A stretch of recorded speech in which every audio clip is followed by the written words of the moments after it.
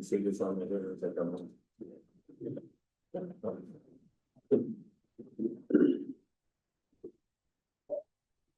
Bonsoir, en tant qu'élu par la population, nous, membres du Conseil de la municipalité régionale de Comté, nous nous engageons à servir nos citoyens au meilleur de nos capacités.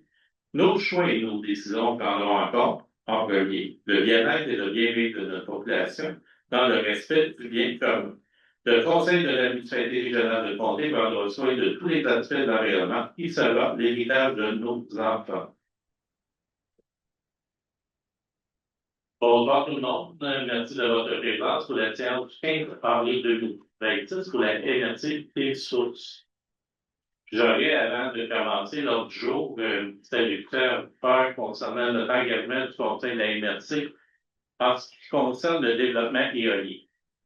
S'il vous plaît, juste pour déclarer que je risque d'être en conflit d'intérêt avec le projet éolien, donc je vais me retirer de cette période. Parfait. Merci, M. Perrault.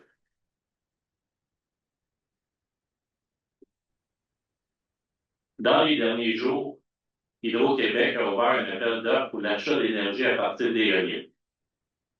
Un appel qui privilégie un partenariat entre les promoteurs et les communautés. Aujourd'hui, le Conseil veut vous informer qu'il a pris acte de cet appel d'offres et qu'il réitère son intérêt à accueillir un projet éolien sur le territoire. Le Conseil prend aussi l'engagement d'assurer une communication fréquente sur l'avancement d'un projet sur notre territoire. L'opportunité de l'appel ne doit pas être prise à la légère. Pour le Conseil, un projet éolien, c'est un levier important pour atteindre nos objectifs de développement et pour fournir un financement constant à nos générations futures. Ça fait maintenant plus de 10 ans qu'on travaille à la diversification économique et à l'amélioration de notre milieu de vie. Il y a tellement d'améliorations qui ont été faites, mais il reste encore beaucoup de chemin à parcourir. Les besoins sont là et les ressources sont de plus en plus difficiles à obtenir. Pour le Conseil, il devient évident qu'il faut trouver d'autres moyens pour être capable de maintenir les efforts de relance de notre communauté.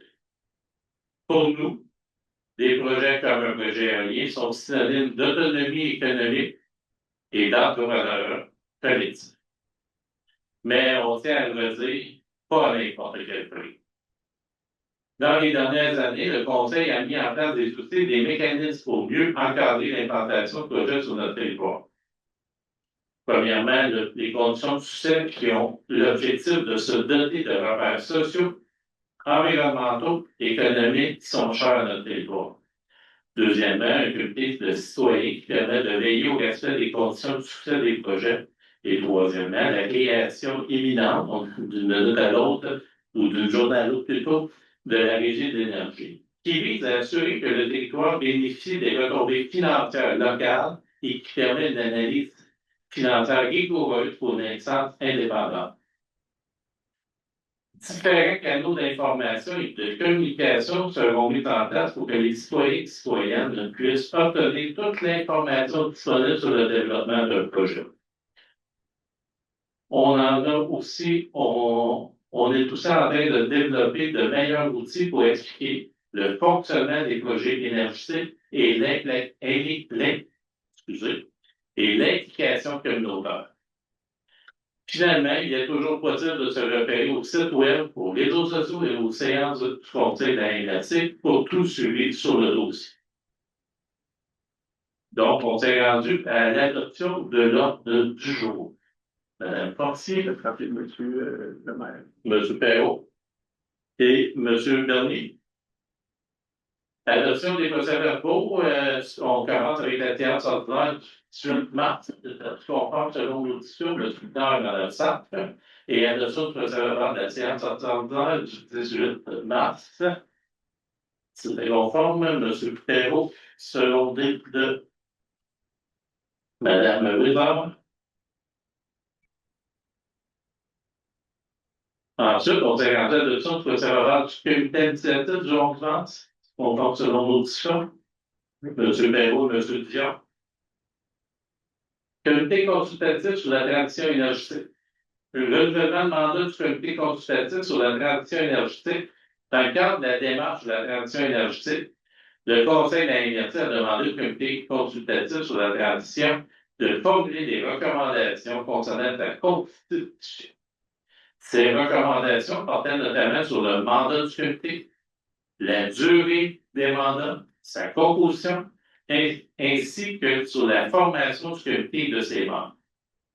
À la suite de l'analyse de ces recommandations, le Conseil a examiné chacune d'elles et en a discuté afin d'éclairer sa prise de décision. La résolution soumise ce soir vise donc à modifier la résolution initiale de constitution adoptée le 22 janvier 2025. Ces ajustements ont pour objectif d'assurer la continuité du mandat des membres dans le contexte de nouvel appel. Donc, M. Martin va nous lire la résolution. Considérant l'ouverture de l'appel d'offres d'Hydro-Québec pour l'énergie éolienne en date du 10 avril, ce qui a pas de date, considérant la volonté de la MRC des sources de renouveler le mandat du comité consultatif sur la transition énergétique pour l'appel de projets énergétiques en cours, considérant que le Conseil de la MRC a étudié les recommandations du CCT, donc le comité consultatif sur la transition énergétique, concernant sa constitution, donc en est proposé à publier, que le Conseil de la MRC s'engage à réfléchir à l'implication citoyenne dans les différentes instances de suivi des projets énergétiques lors de leur phase d'implantation. Le Conseil de la MRC des sources apporte les modifications suivantes à la résolution initiale de constitution. Donc 2025-01-12-335, adopté le 22 janvier 2025. Que le Conseil de la MRC des sources renouvelle le mandat de tous les membres du CCT, ci-dessous énumérés, pour une durée d'1 an, et ce jusqu'à la fin de l'appel de projet Hydro-Québec 2026, qui se terminera en avril 2027. Présidence et représentant du Conseil de la MRC, Mme Safre Martine, pour une durée d'1 an. Vice-présidence et représentant du Conseil de la MRC, M. Jocelyn Dion, pour 1 an. Membre citoyen, M. Claude Gélineau, pour une durée d'1 an. Membre citoyen, M. Patrick Mérier, pour une durée d'1 an. Membre citoyen, M. Rémi Arsenault, Saint-Arnaud, excusez, pour une durée d'1 an. Membre conseiller municipal, donc il y a un changement de statut ici suite aux dernières élections, M. Maurice Bergeron, pour une durée d'1 an. Et membre citoyen, Mme Emmanuelle Belchat, pour une durée d'1 an. Le Conseil de la MRC des sources apporte la modification au titre de M. Bergeron, tel que je viens de le présenter, afin qu'il reflète ses responsabilités actuelles de conseiller municipal pour la municipalité d'Anne-Sud. Le Conseil de la MRC apporte la modification à la représentation et formation des membres afin de refléter la réalité actuelle de la constitution du comité. Donc, on parle d'un comité qui sera composé de 4 membres citoyens résidents sur le territoire de la MRC, 2 représentants élus du Conseil de la MRC et 1 représentant municipal. Les membres du comité auront un mandat de représentation régionale. Le Conseil de la MRC des sources ajuste le mandat du CCT pour refléter plus adéquatement le lien qu'il souhaite avec l'analyse ponctuelle des projets à être déposés dans le cadre de l'ouverture d'appel d'offres. Donc, le mandat sera le suivant. Composé de citoyens et d'élus, le comité consultatif sur la transition énergétique a pour mission d'analyser les projets déposés dans le cadre d'un appel d'offres d'Hydro-Québec et de s'assurer que toutes les actions proposées par les promoteurs d'éventuels projets énergétiques désireux de s'implanter sur le territoire de la MRC respectent et garantissent les conditions de succès définies par le Conseil de la MRC. Il a d'ailleurs un pouvoir de recommandation au Conseil de la MRC concernant le respect des conditions par les promoteurs. Le comité aura aussi la responsabilité d'approfondir les conditions établies ainsi que de co-construire les éléments d'analyse de celles-ci, en plus d'effectuer une veille des bonnes pratiques au Québec vis-à-vis des conditions du territoire de la MRC des sources. Que le Conseil de la MRC recorde le mandat du CCT à l'analyse ponctuelle des projets du promoteur dans le cadre du processus d'appel d'offres d'Hydro-Québec. Donc, durée du mandat. Les membres du comité sont nommés pour un mandat d'un an, renouvelable selon l'ouverture d'appel d'offres. Dans le cas de la démission d'un ou de plusieurs membres, un appel à candidature afin de couvrir les sièges vacants sera ouvert. Présidence, vice-présidence. Donc, la présidence est assumée par Mme Sapp, la vice-présidence par M. Justin Thion. Voilà, c'est le tour d'allocution. Est-ce que ça va? Si oui, M. Bernier, secondé de Mme Rosa. On s'est rendu à l'invité Samuel Moreau de la firme Terrien Aubert MD Provencher pour nous présenter les états financiers de l'impact du site d'applaudissement. Bonsoir à tous. Donc, Samuel de chez Pellerin-Aubert Ramsey Provencher. Donc, ce soir, je vais vous présenter en fait le rapport pour le site d'enfouissement régional de Val-des-Sources. Donc, le rapport va être daté en date de ce soir, donc le 15 avril 2026. C'est un rapport avec une opinion sans réserve, donc comme les années antérieures.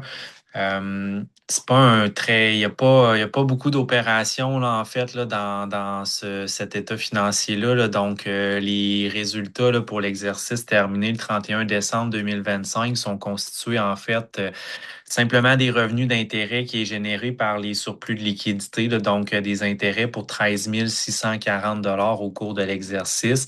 Et au niveau des dépenses, c'est en fait l'honoraire qui est chargé par le cabinet de 1851 pour faire les états financiers. Et il y a un frais d'administration là, de 4 500 avec la MRC qui fait des dépenses totales de 6 351 Donc, les produits moins les charges font un excédent pour l'exercice là, de 7 289 comparativement à 6 301 pour l'exercice clos au 31 décembre 2024. Au niveau de l'évolution de l'actif net, là, le solde au début était de 41 616, auquel on est venu ajouter l'excédent des produits sur les charges de l'exercice de 7 289. Donc, l'organisme termine avec un actif net à la fin là, en date du 31 décembre 2025 là, de 48 905 Au niveau de la situation financière de l'entreprise, de l'organisme, en fait, au 31 décembre 2025, l'actif est constitué, en fait, de trésorerie, donc de l'encaisse pour 468 935 et les passifs sont constitués d'une obligation liée à la mise hors service d'immobilisation, donc des dépenses qui devront être une obligation lors de la fermeture là, de 420 030 donc, le 468 935 d'actifs moins notre passif de 420 030 laisse un actif net de 48 905 Donc, c'est ça, en fait, les résultats pour cette entité-là. Il y a pas beaucoup d'opérations considérant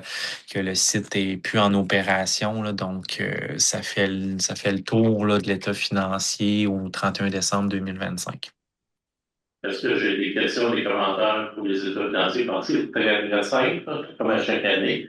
Donc, c'est oui, je parle un proposant, Mme Sapp et Mme Fortier. Merci, M. Mongo. Merci. Bonne soirée. Pour les états financiers, la MRC n'était pas prêt à la présentation ce soir. Il va y avoir une séance extraordinaire de 6 mai à 16h40. Donc, on est désolé, mais la firme n'avait pas complété qu'on veut vraiment que les chips soient à point pour pouvoir les prévoir.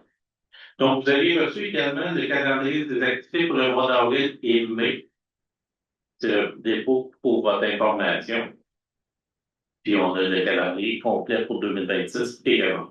Donc, à titre de renseignement, une mauvaise nouvelle pour le programme d'aide au transport collectif régional municipalité Amis des aînés, M. Martin.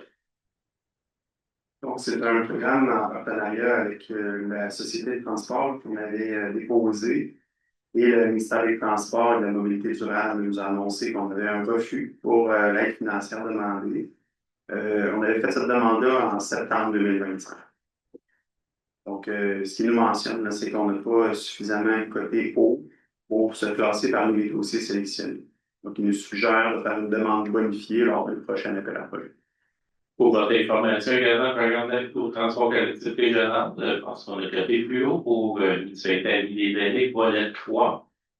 Donc, dans ce cas-ci, c'est une réponse favorable. Donc, le ministère des Transports et de la Mobilité durable nous octroie un soutien financier de 17 873 pour ce programme-là, donc de soutien pour les personnes aidées sur le territoire au niveau du transport collectif. Programme d'aide aux infrastructures de transport actif et le 3 27, volet 1, développement de la route verte et ses engagements pour le projet de piste cyclable. Ça fait maintenant plusieurs années qu'on travaille à développer le projet de piste cyclable qui va relier les sources et Danville pour y amener aussi une composante touristique en plus du transport actif pour la population. Donc, ce qui est intéressant ici, c'est que l'aide financière nous a été accordée de l'ordre de 478 342 $. Donc, le montant demandé en novembre était de 720 915. On est en processus d'évaluation sur la différence et de quelle manière on va pouvoir le combler, soit dans le phasage du projet ou sur d'éventuelles autres demandes d'aide. Mais on est très satisfait quand même parce que ça va permettre de façon assez importante de développer le projet.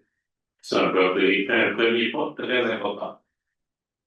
Le programme d'aide aux infrastructures de transport actif peut entendre de l'entretien de la route verte et ses engagements. Ça, c'est le même programme qu'on a depuis quand même assez longtemps pour l'entretien de la route verte, le tronçon de la route qui passe sur le territoire de Danville qui relie Richemont avec Warwick. Donc, c'est un montant d'aide financière qui nous est octroyé par le ministère des Transports de l'ordre de 23 375 $ pour la prochaine année financière 2027. Une autre aide financière dans le programme de résilience et d'adaptation face aux inondations.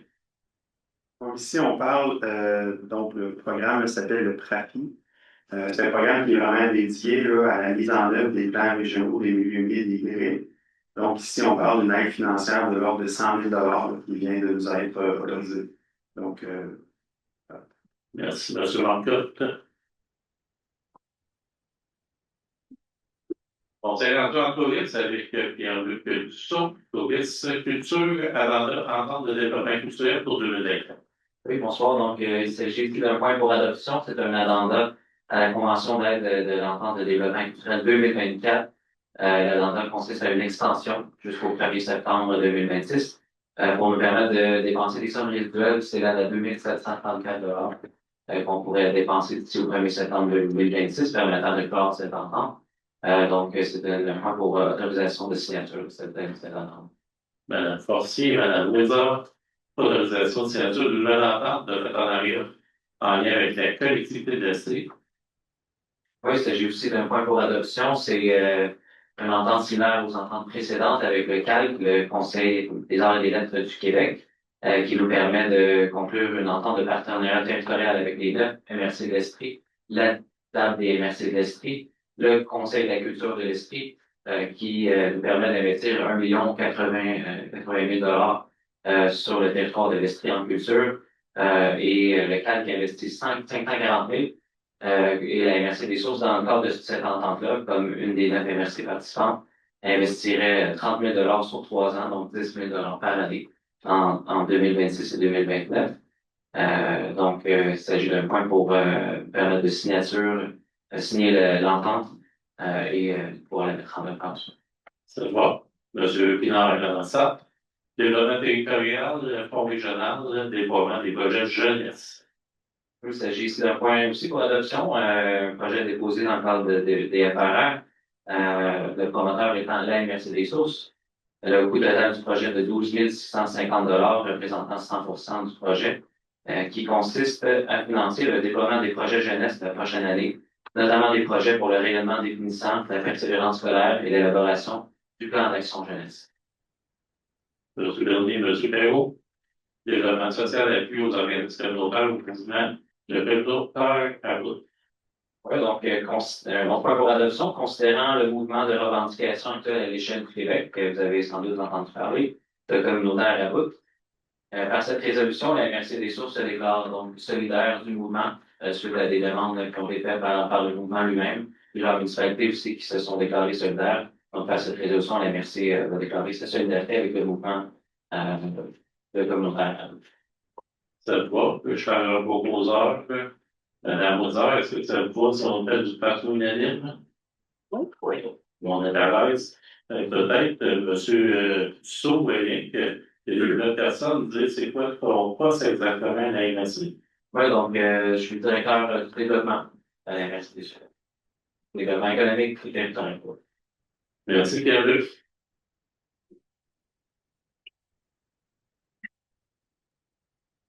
On s'est rendu en transport collectif et adapté.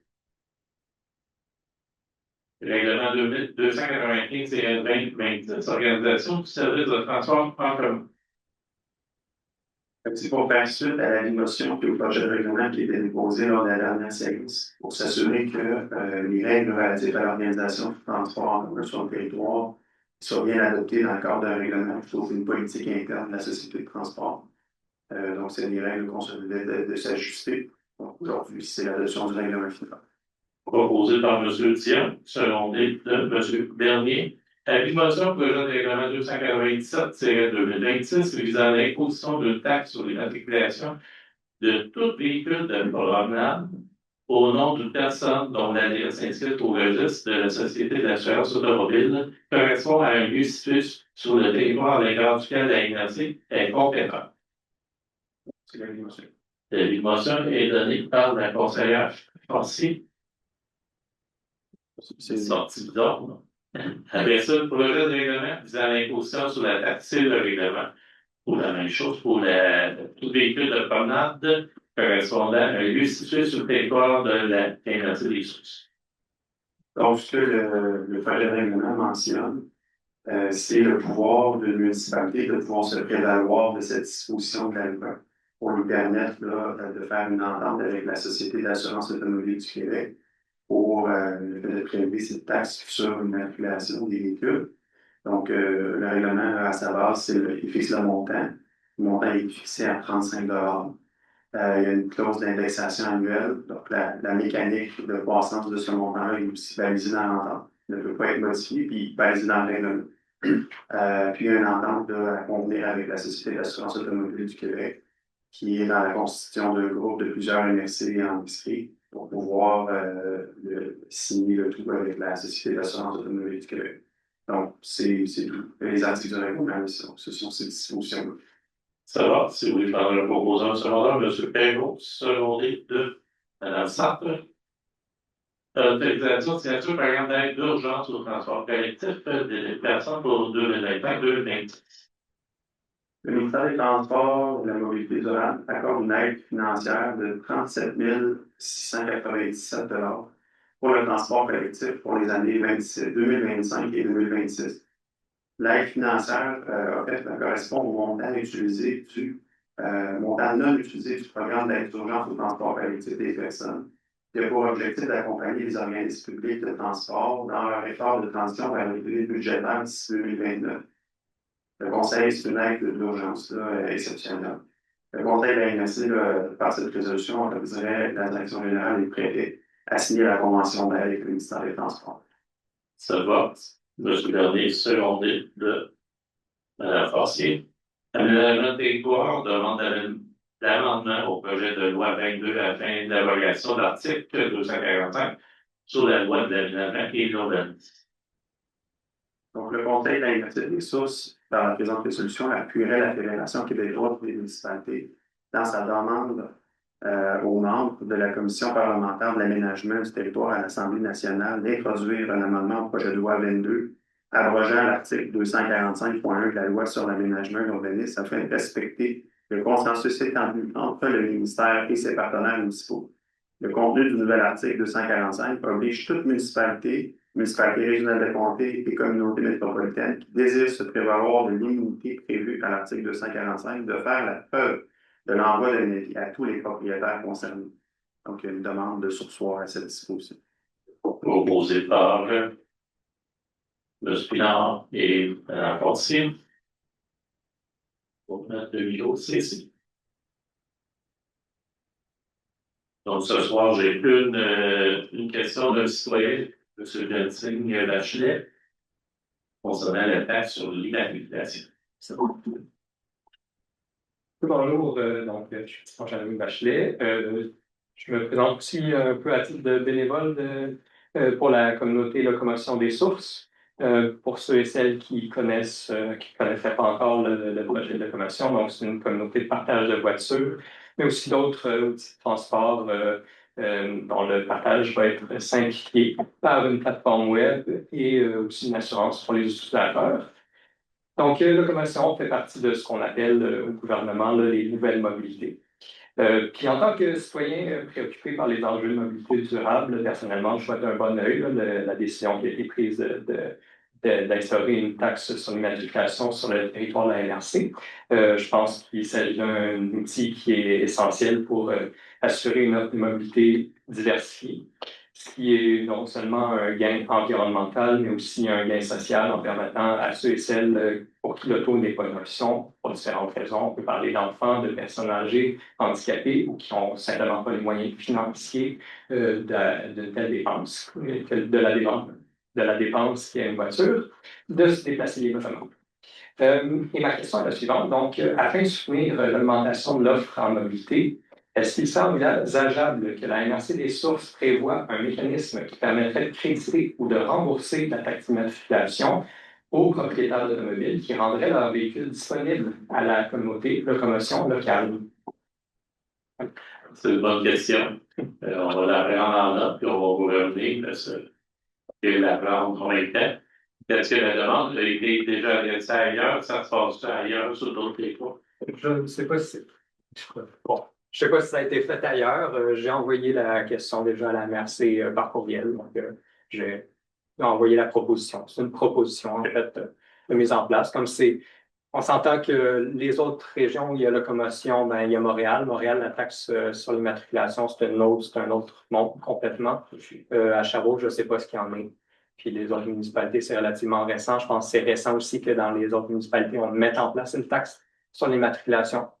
Donc, je suis conscient que c'est probablement aussi pas possible de dire à la SAC ne prenez pas la taxe de telle personne, mais j'imagine qu'il y a peut-être un mécanisme du côté de la MRC de dire on sait que telle et telle personne, on leur rembourse donc directement, je ne sais pas. Donc, je vous invite à regarder ça. Ben, on va poser la question à notre société de transport, puis on va l'analyser, puis on pourra faire un suivi. Merci. Mais pour nous, je pense que c'est important. On veut développer ça, le transport sur l'ensemble du territoire. On veut bonifier le service de transport collectif aussi. Donc, je pense qu'on se donne les moyens de nos ambitions. Puis le financement gouvernemental est de plus en plus dur à obtenir d'une façon récurrente et pérenne dans le temps.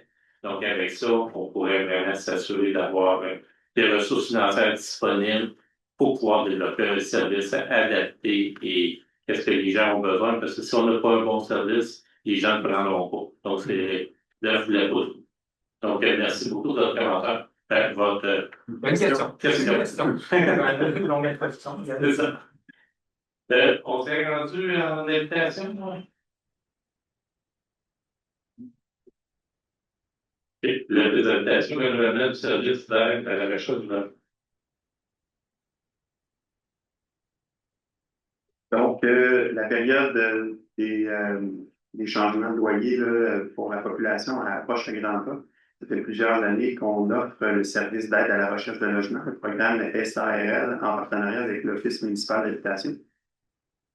Donc, cette année, ils nous ont encore approchés pour nous demander de contribuer financièrement à certaines dépenses liées au programme. Donc, on couvre 10 % du coût du programme pour l'ordre de 5 314,73 $. Ce service a permis à plusieurs personnes là, et familles sur le territoire depuis sa création à se trouver un logement plus rapidement, pas se retrouver justement là, sans domicile le 1er juillet. Ça va tout le monde, donc c'est important. Madame Poiseur, Madame Pensier, chez votre couverture de risque en sécurité incendie, notre contrat est sur de mutualisation des services incendies.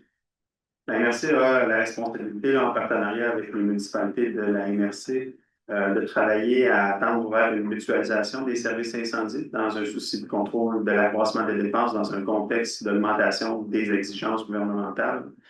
Donc, dans cette perspective-là, il y a une étude de mutualisation des services incendies, que ce soit sur différents aspects ou dans la totalité des services offerts qui est demandée. Donc, ça va être une évaluation. La firme Icarium a actuellement rapporté là, le processus pour ce qui est de la proposition. Et dans le cadre de cette résolution, on a 3 contrats d'une valeur de 42 000 taxes nettes incluses. Donc, l'approche suggérée, l'expérience du soumissionnaire, l'expertise du chargé de projet, puis les prix offerts sont les critères les plus importants qui ont mené à l'octroi de ce contrat. Ça va. Si vous voulez faire un proposeur, M. Pinard et Mme Sa, je pense qu'on a tout un rôle à jouer en tant qu'élu pour bonifier nos services incendies sur l'ensemble de notre territoire, pour mieux protéger nos citoyens à Denville ou à Vallée-Source ou à Saint-David. Je pense qu'ils se doivent d'être bien protégés. Donc, c'est la vie humaine qu'on parle. Donc, je pense que pour arrêter de penser au niveau des limites de territoire, mais plus d'une façon d'intégrer l'ensemble de la merci. La question d'assurabilité aussi. Aussi, au niveau des assurances, ça a un impact significatif. Au niveau du comité de sécurité publique, le comité de sécurité publique, suite à sa rencontre au 24 mars dernier, recommande au Conseil de la MRC d'adopter les priorités annuelles suivantes pour 2026-2027. Il y en a 4. La première, qu'on trouve très, très essentielle, c'est maintenir une relation étroite entre la Sûreté du Québec et les différents acteurs du milieu, notamment par la présence policière de proximité en milieu scolaire. On appelle ça le PIMS, Programme d'intervention en milieu scolaire, et avec le SUS et SLICHUS. C'est très important, puis ça fait quelques années qu'on voit un impact réel de leur implication. La deuxième priorité, poursuivre la lutte à la possession et au trafic de stupéfiants. La troisième, accentuer la prévention en matière de cybercriminalité ciblant les personnes âgées. Le vapotage chez les jeunes et la lutte au vandalisme. Et la quatrième, contribuer à l'amélioration du bilan en matière de sécurité routière. Monsieur le Président, vous en faites la proposition, moi, dernier, moi et Monsieur Perrault. Aussi, on a la liste le site d'enfouissement. On a l'état des revenus et dépenses au 31 mars. Monsieur Perrault et Mme Sa. En outre, octroi de contrat pour l'acquisition de connaissances sur la restauration de vaisseaux sous-site. Ça, c'est à Saint-Georges-au-Retard. La MRC a obtenu une subvention de l'ordre de 75 000 de la part du volet 1, excusez l'acronyme, du PRCMHH. C'est un programme du ministère de l'Environnement pour la protection de l'eau. Donc, ça permet d'acquérir des connaissances pour la restauration du ruisseau Soucy à Saint-Georges-au-Windsor. Suite à l'évaluation des offres reçues par le comité de sélection, il y a une firme qui a été revenue spécialisée dans l'hydrogéomorphologie et la restauration de cours d'eau qui s'appelle Rivière pour un montant de 51 275 taxes nettes. Le fait que cette firme a déjà réalisé des mandats dans le ruisseau Soucy a démontré sa disponibilité, son professionnalisme, son équipe expérimentée en restauration de cours d'eau, sont des critères qui ont amené au fait de revenir cette firme. Ça va. Madame Forcier, secondée de M. Pion. État des revenus et dépenses au 31 mars, absolument, Jocelyn Pelletot. J'ai une question, excusez, j'ai une question au niveau dans le secteur aménagement et également dans le développement des communautés, on retrouve des charges de salaire qui n'étaient pas prévues dans le budget et que juste pour confirmation du pourquoi. Donc, est-ce que tu as le numéro de poste? Non, malheureusement, je n'ai pas de numéro de poste. Je suis dans le secteur aménagement et développement des communautés. Un petit peu plus bas. Julia. Donc, ici, on est dans le développement des communautés, développement régional. C'est pas une subvention qui vient de se faire.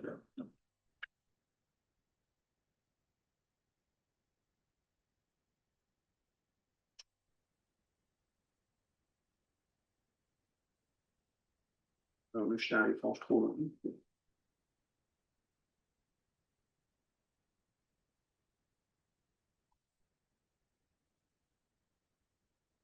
Donc, ici, probablement, les salaires de développement des communautés, ça doit être ici. Bon. Oui.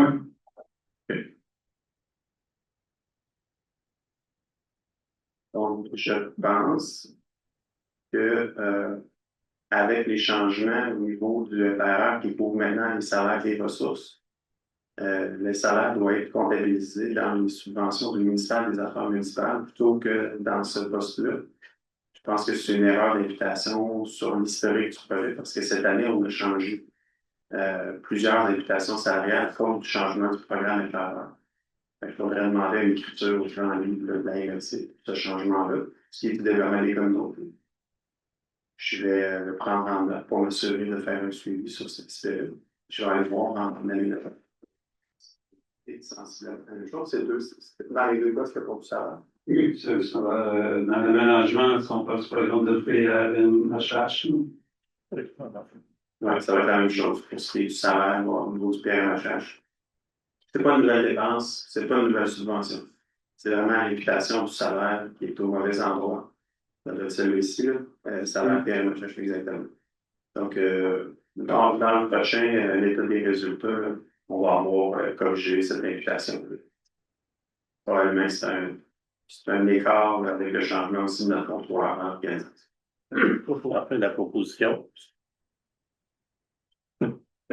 Et secondé de Windsor et la liste des chèques du 1er mars au 31 mars. C'est-tu conforme? M. Perrault, secondé Mme Sapp. Porteur de dossier ajustement de nomination, on les avait fait lors d'un dernier conseil, l'Investi des sources, là, M. Pierre Grimard, conseiller à la ville de Denville, comme représentant au parc régional du Mont-Anne. Les membres sont Émilie Windsor, M. Serge Bernier, représentant à la Investi des sources, Simon Larrivée de la municipalité d'Amsud et Pierre Grimard de la municipalité de Denville. M. Dion et Mme Windsor, c'est un mandat de 20 ans. Donc, non. L'émotion pour le règlement 292, c'est à 2026, relative à un règlement d'emprunt pour la mise à niveau des infrastructures sanitaires au parc régional du Nord. Ici, on parle de l'émotion. Le parc régional du Mont-Anne a un accroissement de sa fréquentation qui est très, très importante. Donc, qui fait en sorte que lorsqu'on procède en ce moment à la construction de nouvelles habitations, pas les habitations, mais les hébergements touristiques au parc, on a 5 nouvelles unités d'hébergement, puis on a dû renouveler notre certificat d'autorisation pour les infrastructures sanitaires, puis le ministère de l'Environnement nous a mentionné que avec l'accroissement de l'achalandage, on se devait de nouveau de mettre à niveau les infrastructures, puisque le pic d'achalandage au parc est de 72 000 visiteurs par année. Donc, on se rappelle, il y a 10 ans, on était en bas de 30 000. Donc, c'est toute une croissance du parc. Donc, ce qui fait en sorte que ces coûts-là sont plus importants que ceux qui étaient prévus dans le projet d'hébergement. Donc, voici pourquoi il y a un projet de règlement d'emprunt qui est proposé. Le conseil Perrault fait la dimension et le projet de règlement. Donc, c'est le règlement pour permettre. C'est le projet actuel de règlement d'emprunt à une hauteur de 500 000 sur 25 ans, payé pour 20 ans par la corporation du Mont-Anne et pour les 5 premières années pour permettre la mise en place au parc. Ce serait la NEC qui assumerait les 5 premières années. Ça va. Proposé par Fortier, secondé de M. Bernier. Par ailleurs, je n'avais pas de sujet. Donc, c'est la levée de l'Assemblée qui est constatée à 7h38 par la mairesse de Mme Sapp. Ça va, merci beaucoup tout le monde. Bonne soirée. Merci.